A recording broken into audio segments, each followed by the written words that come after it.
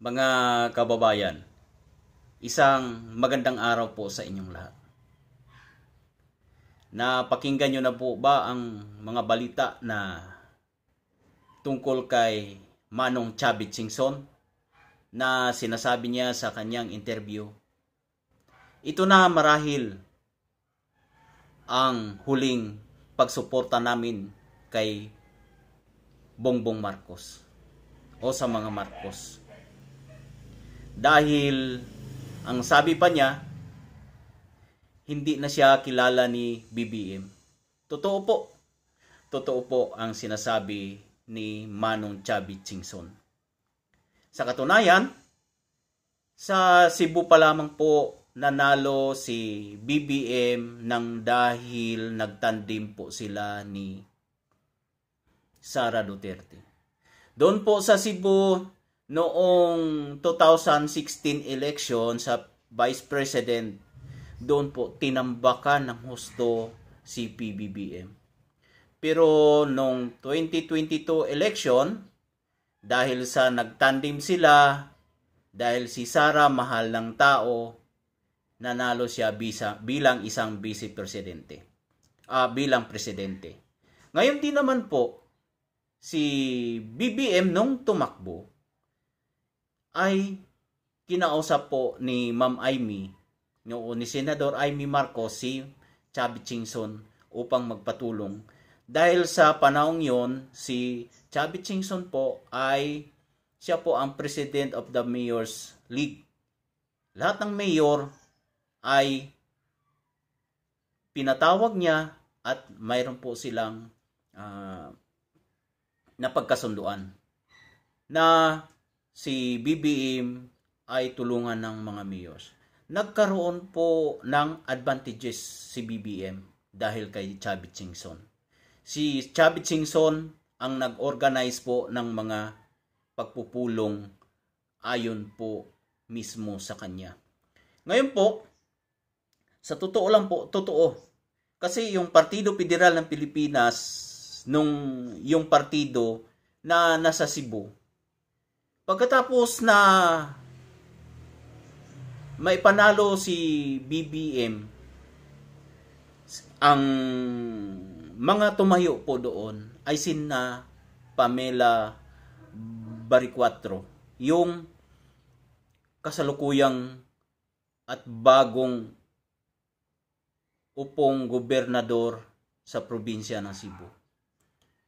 Totoo po, pagkatapos manalo ni Bongbong Marcos sa pagka-presidente, hindi niya na po nilingon ang mga taong may malaking contribution sa kanyang kandidatura bilang Pangulo.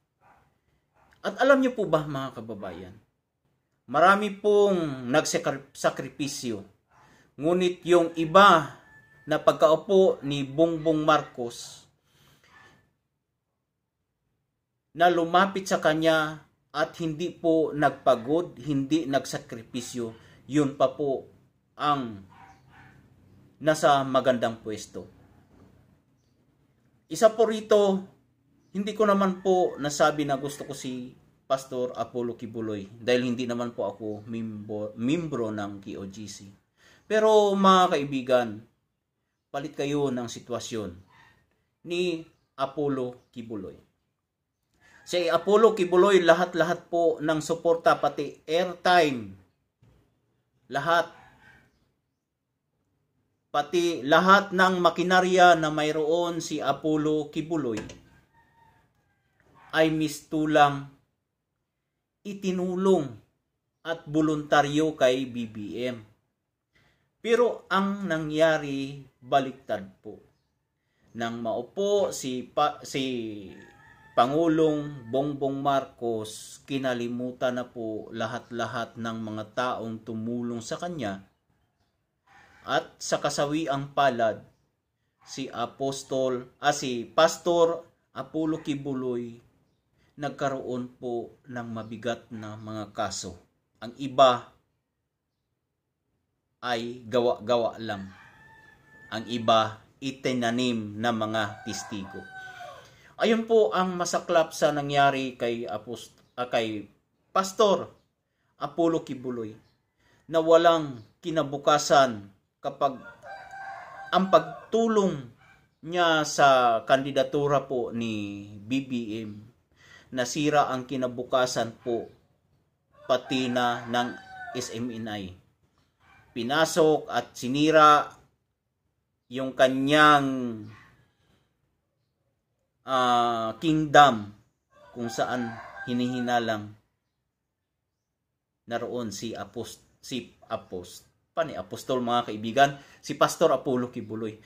Ayan po ang isa sa masakit at masakla. Balik tayo kay Manong Chavit Singson. Si Chavit Singson, isang negosyante, isang politiko, seasoned politician, iginagalang na politiko, at isang hindi basta-bastang negosyante. Bilyonaryo po ito mga kaibigan. Siya po ay kasalukuyang mayor. Hindi na po pala. Kasi tumakbo po siya ng senador at bali umatras siya. Yun po ang nasabi ni Chavit Singson na sa totoo lang tila may amnesia o Alzheimer si BBM dahil mismo si Chavit Singson na number 1 na tumulong sa kanya hindi nga naalala, hindi nga nalingon. Yun lang po mga kaibigan. At kung bago ka lamang po sa channel ko, sana po paki-subscribe at paki-like.